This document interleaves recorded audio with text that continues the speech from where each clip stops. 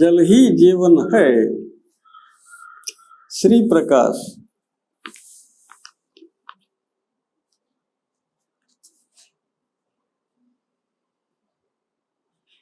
ఇందులో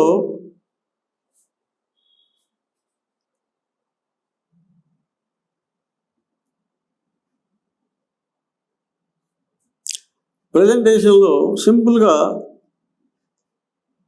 ఒక ఉదాహరణ మనకి ఇచ్చారు. ఒక చెట్టు ఉందనుకో, అది ఒక జీవితాన్ని కాపాడుద్ది. ఏక్ పేడ్ ఏక్ జిందగీ. సరే,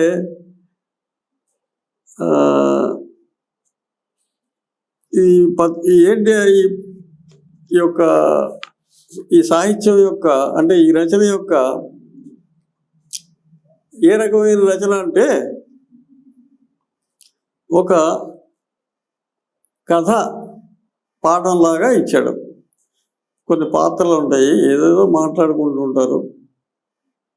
అట్లా ఒక కహానీ పాత్రలాగా పాఠంలాగా చెప్పాడు.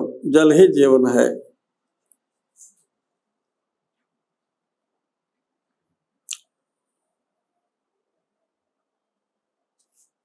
ఇంత చెప్పేది ఏంటంటే నీటి యొక్క విలువ, నీటి యొక్క గొప్పతనాన్ని ఎక్కువగా ముందుకు సాగించి చెప్పబడింది. ఇట్లా చెప్తుంటే చిన్నపిల్లలకి భలే ఉత్సాహంగా ఉంటుంది వినటానికి. సరే, మనం విషయంలోకి, కథలోకి ప్రవేశిస్తున్నాము.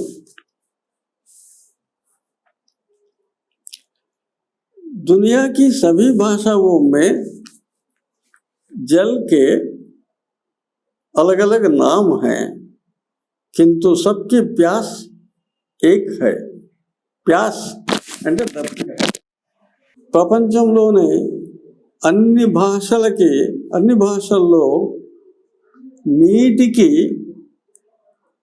భాషను బట్టి మాట నీటికి పేరు మారుతుంది కదా. తెలుగులో నీరు అంటాము, ఇంగ్లీష్లో వాటర్ అంటారు, హిందీలో పానీ అంటాం కదా. అట్లా వేరు వేరు పేర్లు ఉంటాయి. కానీ అందరి దప్పిక ఒకటే. అందరికీ దప్పిక వేసేది నీటి కోసమే. ప్యాస్, దప్పిక. जल के बिना जीवन की कल्पना करना असंभव है. जल में जीवन बसता है और जीवन में जल का महत्व है.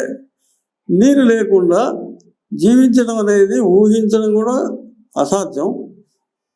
నీటిలోనే జీవితం ఉన్నది. ఈ జీవితంలోనే నీటి యొక్క గొప్పతనం ఉన్నది. జీవితం లేకపోతే నీరు లేదు. ఇక నీరు లేకపోతే జీవితం లేదు. ఈ పాఠంలో इसी विषय को उजागर करने का प्रयास किया गया. ఉజాగర్ కర్ణ అంటే వెలుగులోకి తీసుకురావడం. నీరే జీవితము అనేటటువంటి సత్యాన్ని వెలుగులోకి తీసుకురావడానికి ఈ పాఠంలో ప్రయత్నం చేయబడింది. సరే, ఇదేంటయ్యా ఈ పాఠం అని అంటే, ఇప్పుడు మనం 21వ శతాబ్దంలో 2021లో ఉన్నాం మనం. అలా కాకుండా పరిస్థితి ముందు ముందు ఎలా ఉంటుంది అని చెప్పిన దానికి గాను కొంచెం ఎక్కువగా భవిష్యత్తు ఎలా ఉంటుందో ఊహించుకోమని చెప్పి ఇక్కడ రాస్తున్నారు. అంటే 21వ శతాబ్దంలో నీరు ఎలా ఉంటుందో, మన భవిష్యత్తు ఎలా ఉంటుందో అనే దాని కథ. 21वीं सदी का अब अंत होने वाला था और 22वीं सदी की शुरुआत. 21 అంటే ముందు ఊరికి చెప్తున్నాడు. 21వ శతాబ్దం అంతం అయిపోతుంది, 22వ శతాబ్దం రాబోతుంది అంటాడు. पृथ्वी पर मानव ने काफी प्रगति कर ली थी.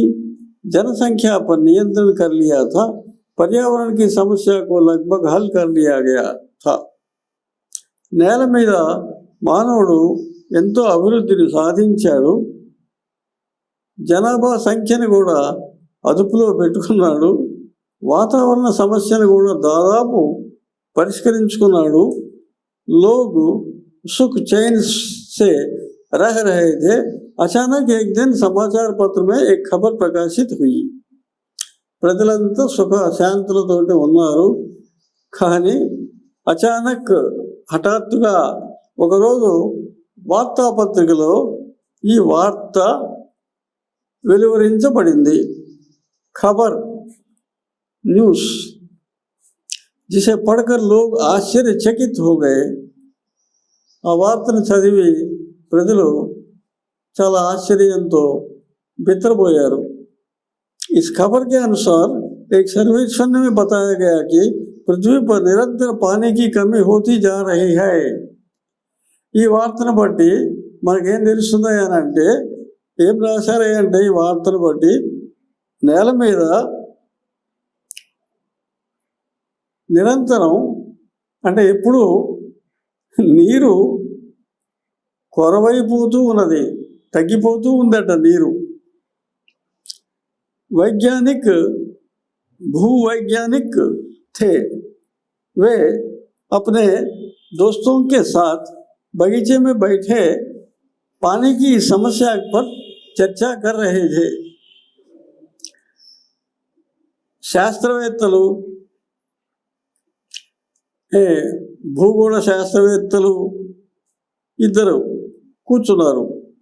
వాళ్ళు తమ స్నేహితులతోటి తోటలో కూర్చొని నీటి సమస్యని చర్చిస్తూ ఉన్నారు. कुछ देर बाद शाम ढल गई और सभी लोग अपने अपने घर चले गए. కొద్దిసేపు అయిన తర్వాత సాయంత్రం అయిపోయింది. అందరూ ఫ్రెండ్స్ తమ తమ ఇళ్ళకి వెళ్ళిపోయారు. दीपेश वही लान पर बैठे आकाश की ओर देखकर कुछ सोच रहे थे. దీపేష్ అనే శాస్త్రవేత్త అక్కడే కూర్చొని నేల మీద కూర్చొని ఆకాశం వైపు చూస్తూ ఉన్నాడు, ఏదో ఆలోచిస్తున్నాడు. अचानक उनकी नजर एक तारे पर पड़ी जो नाचता हुआ पृथ्वी की ओर आ रहा था. హఠాత్తుగా అతని దృష్టి ఒక నక్షత్రం మీద పడింది. అది మెల్లిగా డ్యాన్స్ చేస్తూ నేల వైపు వస్తూ ఉన్నట్లుగా ఉంది ఒక నక్షత్రం. పృథ్వీ పర్ ఉతర్తే ఉతర్తే వह पुनः आकाश की ओर मुड़ गया. నేల మీద దిగుతున్నటువంటి ఆ నక్షత్రం మరలా ఆకాశం వైపు వెళ్ళిపోయింది. పునః అంటే మరలా. ओ यह तो कोई यान है. यान वाहनों पर पृथ्वी पर ऐसे यान का अभी आविष्कार ही नहीं हुआ है. फिर यह यान कहाँ से आया? నేల మీద ఇట్లా పయనించేటటువంటి ప్రయాణం చేసేటటువంటి వాహనం ఇంతవరకు ఎవరు కనుగొనలేదు. కానీ ఇది ఎక్కడి నుంచి వచ్చింది ఈ వాహనం? అది నక్షత్రం కాదు, వాహనం. इस प्रश्न का उत्तर कुछ समझ में आने पर प्रोफेसर दीपेश के होश उड़ गए. ఈ యొక్క ప్రశ్నకి జవాబు వచ్చింది, జవాబు అర్థమైంది. అర్థమైన మీదట ప్రొఫెసర్ దీపేష్, ఇది శాస్త్రవేత్త దీపేష్ యొక్క ఆశ్చర్యానికి హద్దు లేకపోయింది. और दौड़े दौड़े अपने कमरे में चले गए. పరిగెత్తుకుంటూ తన గదిలోకి వెళ్ళిపోయాడు. उन्होंने अपने मित्र प्रोफेसर विकास को फोन किया और अपने घर बुलाकर सारी बात बताई. ఆయన దీపేష్ తన మిత్రుడైనటువంటి ప్రొఫెసర్ వికాస్కి ఫోన్ చేశారు. వెంటనే తన ఇంటికి వికాస్ని పిలిపించి అన్ని విషయాలు చెప్పాడు. प्रोफेसर दीपेश की बातें सुनकर प्रोफेसर विकास को ज़्यादा आश्चर्य नहीं हुआ, क्योंकि वे ब्रह्मांड के अन्य ग्रहों पर जीवन की खोज में लगे हुए थे. उन्हें विश्वास था कि इस अनंत ब्रह्मांड में हम अकेले नहीं हैं, किसी न किसी గ్రహ पर జీవ జరూర్ है. ప్రొఫెసర్ దీపేష్ మాటలు విని ప్రొఫెసర్ వికాస్కి ఎక్కువ ఆశ్చర్యం కలగలేదు. ఎందుకంటే ఆయన బ్రహ్మాండంలో మిగతా గ్రహాల మీద కూడా జీవం ఉన్నదా, ప్రాణి ఉన్నాడా అనే పరిశోధనలో నిమగ్నమై ఉన్నాడు. ఖోజ్మే పరిశోధనలో ఆయన సైంటిస్ట్ కదా, వారికి నమ్మకం ఏంటంటే ఈ అంతులేనటువంటి బ్రహ్మాండంలో మనం ఒంటరి వాళ్ళం కాదు, అంటే మానవ ప్రాణి ఒంటరి వాళ్ళం కాదు, ఎక్కడో ఇంకో చోట ఇంకో గ్రహంలో జీవం ప్రాణులు తప్పకుండా ఉన్నారు అని అతని నమ్మకం. प्रोफेसर विकास अगली शाम को प्रोफेसर दीपेश के साथ उनके ही बाग में बैठकर प्रतीक्षा कर रहे थे कि शायद वह अंतरिक्ष यान दोबारा इस रास्ते में गुजरे. प्रोफेसर विकास మళ్ళా next day evening professor Deepesh తోటి కూర్చొని అదే తోటలో ఎదురు చూస్తూ ఉన్నారు. బహుశా ఆ అంతరిక్ష వాహనం మళ్ళా ఇటువైపు వస్తుందేమో చూద్దామని. उनका इंतजार करना व्यर्थ नहीं गया. వారిద్దరూ మళ్ళా ఆ వాహనం కోసం ఎదురు చూడటం వేస్ట్ కాల. दोबारा वह अंतरिक्ष यान उसी रास्ते से गुजरा, लेकिन वो इस बार वापस अंतरिक्ष में नहीं गया. రెండోసారి ఆ ఆకాశ వాహనం ఇటువైపు వచ్చింది, మళ్ళా అది వెనక్కి పోలా. ఓ బాగ్ మే హీ ఉతరా, వీళ్ళు కూర్చున్న తోటలోనే దిగింది. प्रोफेसर दीपेश और प्रोफेसर विकास आश्चर्यचकित हो उस यान को देख रहे थे. दोनों सोचने लगे कि यह यान यहाँ क्यों उतरा, इस प्रकार पृथ्वी का चक्कर लगाने का क्या मतलब हो सकता है. వీళ్ళిద్దరు కూడా ఆశ్చర్యంతో ఆలోచిస్తున్నారు. ఈ వాహనం ఇక్కడ ఎందుకు దిగింది, ఈ విధంగా భూమి మీద తిరగడంలో దాని అర్థం ఏంటి.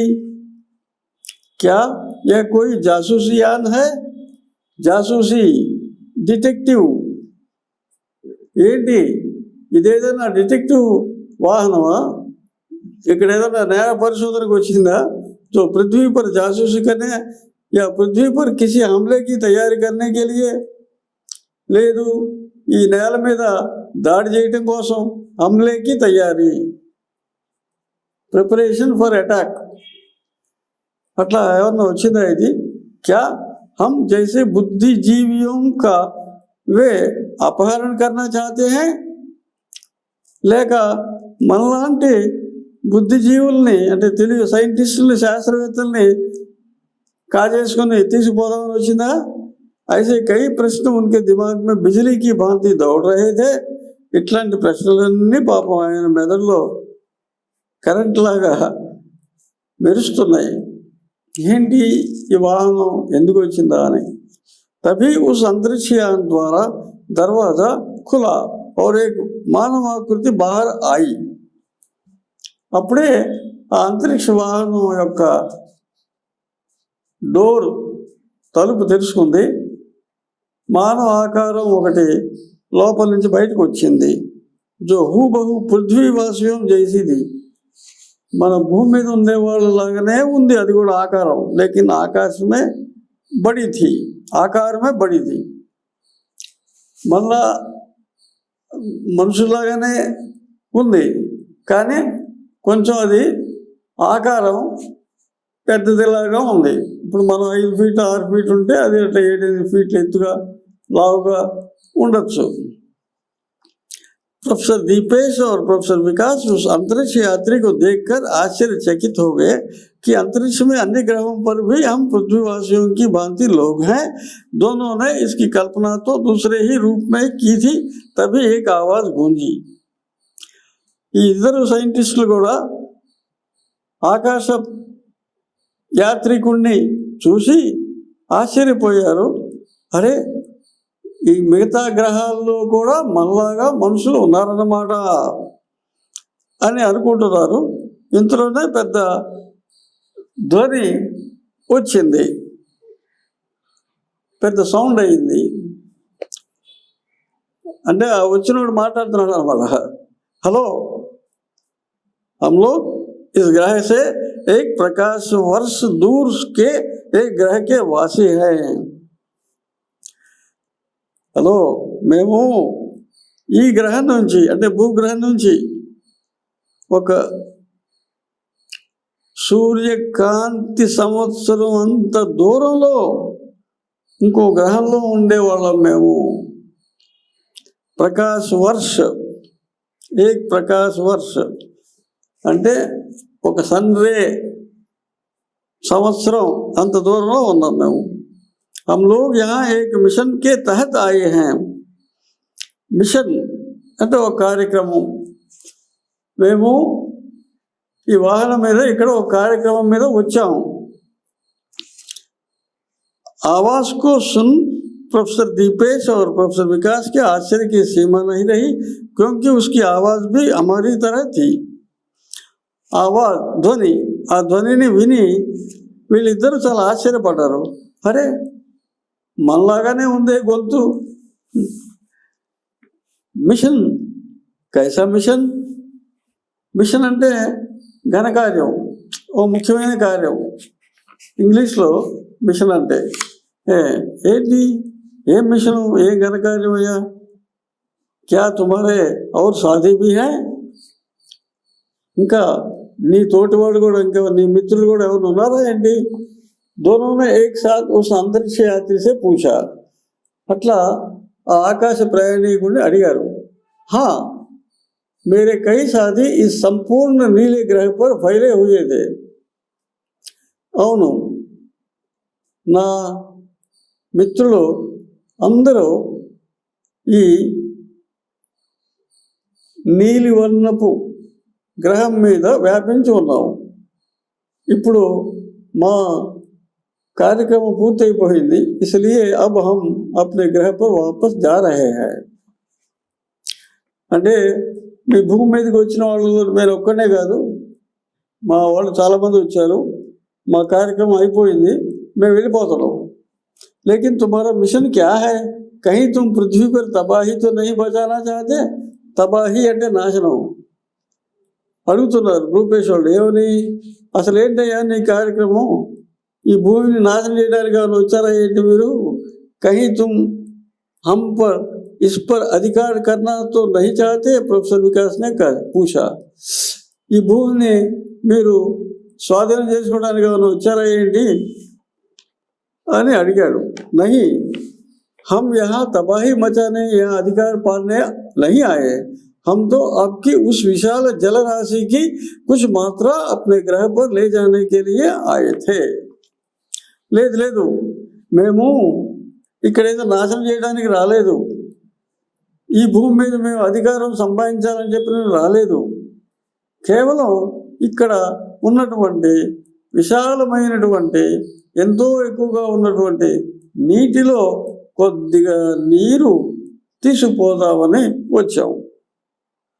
प्रोफेसर दीपेश और प्रोफेसर विकास को यह समझते देर नहीं लगी कि पृथ्वी का जल स्तर एकाएक क्यों कम हो गया है. వీళ్ళిద్దరు సైంటిస్టులకి ఎంబడే అర్థమైపోయింది, భూమి మీద నీటి మోతాదు మెల్లిమెల్లిగా తగ్గిపోతుంది. ఎందుకు తగ్గిపోతుందా అని చెప్పినానంటే, ఓహో ఇదా వేరే గ్రహం వాళ్ళు వచ్చేసి మన నీరు తీసుకుపోతున్నారు కదా. लेकिन क्यों ले जा रहे हो यहाँ से यह जल? तुम्हें मालूम है कि हम बिना जल के जीवित नहीं रह सकते. కానీ ఎందుకు తీసుకుపోతున్నారయ్యా మీరు ఈ నీరు? నీరు లేకుండా మేము బతకలేం కదా అంటే అప్పుడు ఆ గ్రహవాసి చెప్తున్నాడు, ఈ బొమ్మలో నువ్వు చూస్తున్నావయ్యా, మధ్యలో ఉన్నాడు లావాటోడు, తలకాయ లావు తలకాయ, అది అంతరిక్ష యాత్రికుడు. వాడు చెప్తున్నాడు జవాబు, మాలూమ్ హై इसलिए हम इसकी सिर्फ थोड़ी सी मात्रा अपने ग्रह पर ले जा रहे हैं. నాకు తెలుసయ్యా, నీరు లేకపోతే మీరు బతకలేరు. కొద్ది మాత్రమే నీరు తీసుకొని మేము పోతున్నాం. हमारे ग्रह के जल में एक विशेष प्रकार के विषाणुओं के मिल जाने के कारण वो जहरीला हो गया है. जहरीला, पाइजनस, విషపూరితం. మా గ్రహంలో నీటిలో ఒక ప్రత్యేకమైనటువంటి విష పదార్థం, విష అణువులు కలిశాయి. అందుకని మా యొక్క గ్రహంలో ఉన్నటువంటి నీరు విషపూరితమైపోయిందయ్యా. उसके उपयोग से हमारे ग्रह पर महामारी फैल गई है. ఇప్పుడు కరోనా వచ్చినట్టు వాళ్ళ గ్రహంలోనంట ఆ విషపూరితమైన నీరు తాగితే పెద్ద పెద్ద రోగాలు వస్తున్నాయంట. जिससे वहाँ के लोग मरने लगे हैं. ఆ దెబ్బకి వాళ్ళు చచ్చిపోతున్నారంట. हमने तो उन विषाणुओं को नष्ट कर दिया, लेकिन जल में घुले जहर को अभी तक पहचान नहीं पाए हैं. जल को विषहीन बनाने में समय लगेगा. మేమైతే ఆ విష కీటకాలని నష్టం చేశాము, కానీ అందులో కలిసిపోయి ఉన్నటువంటి ఆ విషం, కీటకాలు అయితే చచ్చిపోయినాయి కానీ ఆ విషం నీటిలో కలిసిపోయి ఉంది కదా, దాన్ని మేము గుర్తించలేకపోతున్నాము. నీటిని విషరహితం చేయడానికి కాస్త టైం పడుతుందండి. पानी के अभाव में हमारे लोग मर रहे थे. अभाव में, కొరతలో, నీటి కొరతలో మా వాళ్ళందరూ చచ్చిపోతూ ఉన్నారు. अपने अस्तित्व के लिए हमने निर्णय लिया कि हम जल्द से जल्द अन्य किसी ग्रह की खोज कर वहाँ का पानी अपने ग्रह पर ले जाएंगे. అందువల్ల మేము మా ఉనికి కోసం, మా జీవం కోసం నిర్ణయం తీసుకున్నాము. మనం త్వరగా వెళ్ళి వేరే గ్రహంలో ఉన్నటువంటి నీటిని మనం తీసుకొచ్చుకుందాము అని. अपने ग्रह के लोगों का जीवन बचाएंगे. మా గ్రహంలో ఉన్న ప్రజల యొక్క ప్రాణాలు కాపాడుతాం. हमारी नज़र आपके नीले ग्रह पर पड़ी जो हमसे अधिक नज़दीक था. మా దృష్టి మీ యొక్క నీలి గ్రహం మీద పడింది. అంటే ఎక్కువగా సముద్రం ఉంటుంది కదా, నీలి గ్రహం మీద పడింది. అందుకని మీ గ్రహం మాకు చాలా దగ్గరలో ఉంది, అందుకని ఇక్కడికి వచ్చాము. हम यहाँ उतर गए. हम लोगों ने यहाँ पर विशाल जल भंडारों को देखा और निर्णय किया कि जब तक हमारे ग्रह पर पानी शुद्ध नहीं हो जाता तब तक हम लोग यहीं से जल को अपने ग्रह पर ले जाएंगे. ఇక్కడ విశాలమైనటువంటి నీటి భండార, నీటి మోతాదు ఉంది కాబట్టి మా గ్రహంలో ఆ విషం తీసేసిన దాకా ఇక్కడి నుంచే నీరు తీసుకుపోదాము అని చెప్పని మేము నిర్ణయించుకున్నాము. हम लोग लगभग एक सप्ताह से जल को विशेष यान की सहायता से ले जा रहे हैं. हम लोग अपना मिशन चुपचाप पूरा करना चाहते थे. ఒక వారం రోజుల నుంచి మేము నీటిని మా వాహనం ద్వారా తీసుకుపోతూ ఉన్నాము. నిశ్శబ్దంగా మేము మా కార్యక్రమం నిర్వహించుకుంటాము, మీకెవరికి ప్రమాదం లేదు. वह बोला, मैं वहाँ का राजा होने के नाते आपसे माफ़ी मांगता हूँ. हम लोगों ने बिना आपकी अनुमति से आपकी अमूल्य जल निधि को चुराया और अपने ग्रह पर ले गए. అంతరిక్ష ప్రయాణికుడు అన్నాడు, నేను మా గ్రహంలో రాజుని, నేను మిమ్మల్ని అయ్యా క్షమించండి అని అడుగుతున్నాను. ఎందుకంటే మేము వచ్చేసి ఇక్కడ మీ అనుమతి లేకుండా మీ జలరాశిలో కొంత తీసుకుపోతున్నాం. अंतरिक्ष यात्री अपनी बातें समाप्त कर अपना यान में बैठकर अंतरिक्ष की ओर उड़ चले. ఈ మాటలు ముగించాడు, వాడు టక్కన బండిలోకి వెళ్ళిపోయాడు, ఆ వాహనం పైకి వెళ్ళిపోయింది. ప్రొఫెసర్ దీపేష్ और ప్రొఫెసర్ వికాస్ టక్ టకీ లగాయే అంటే రెప్ప వేయకుండా చూస్తూ इस अंतरिक्ष यान के बारे में सोच रहे थे. कुछ क्षणों में वो अंतरिक्ष यान उनकी आंखों से ओझल हो गए. ओझल అంటే డిసపియర్. ప్రొఫెసర్ దీపేష్, వికాస్ వీళ్ళిద్దరు కూడా రెప్ప వేయకుండా ఆకాశం వైపు చూస్తున్నారు. ఆ వాహనం చూస్తున్నారు. కొద్ది క్షణాల్లో ఆ వాహనం వాళ్ళ కంటికి కనపడకుండా అదృశ్యమైపోయింది. अचानक प्रोफेसर विकास की नजर एक वस्तु पर पड़ी। उस पर लिखा था, हमें आशा है कि आप लोगों ने हमें अंतरिक्ष जलचरों को माफ कर दिया होगा। ఒక చీటీ రాసి పడి ఉంది. అక్కడ చిన్న వస్తువు చూశారు వీళ్ళిద్దరు. ఏం రాసింది? దాని మీద రాసిందంటే, మాకు ఆశగా ఉన్నది, మీరు మమ్మల్ని ఆకాశం నుంచి వచ్చి నీటి దొంగతనం చేశాం కాబట్టి మాలాంటి నీటి దొంగల్ని మీరు క్షమించారు అని చెప్పని మేము అనుకుంటున్నాము. आपसे प्रार्थना है कि आप अपने जलाशयों को साफ और सुरक्षित रखें ताकि आपके भी हमारी तरह जलचोर न बनना पड़े। మీరు దయచేసి మీ జలాశయాల్ని, మీ నదుల్ని, మీ చెరువుల్ని శుభ్రంగా ఉంచుకోండి. దానివల్ల మళ్ళా మీకు మాలాగా నీటి దొంగలు కావాల్సిన దుస్థితి కలగదు. ఆప్ హీ కా అంతరిక్ష జలచోర్ మిత్ర. ఆ చివరిలో రాశాడు చీటీలో, మీ యొక్క అంతరిక్షం నుంచి వచ్చిన నీటి దొంగలు మిత్రులం. అయిపోయింది.